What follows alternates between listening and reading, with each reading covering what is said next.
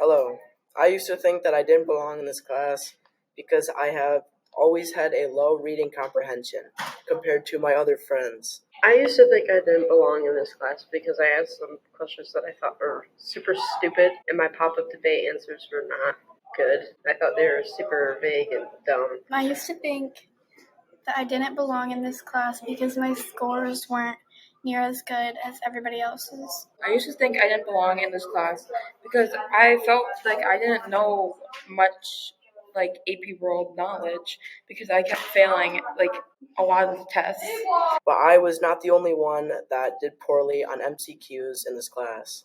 This made me think that I had a chance and I was not the only one that struggled. Then I realized that I was pretty normal, and along many of my peers, when my classmates weren't doing well in testing quizzes as well as me. Then I realized that my struggle was normal because I was still learning, and we all learn at different paces. But then I started to realize that everyone else was struggling in their own way too. If it were like the notes or like the writing portions. I started to do Albert questions to get better with MCQs.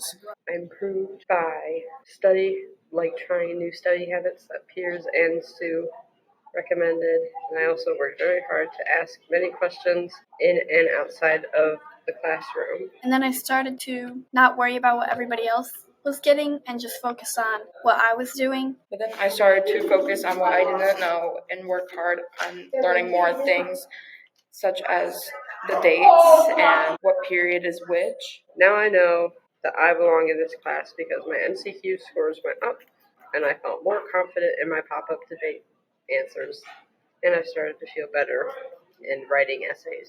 Now I know that I belong because I'm a part of the 100% that passed the exam. And now I know that I belong in the class and everyone else struggles too.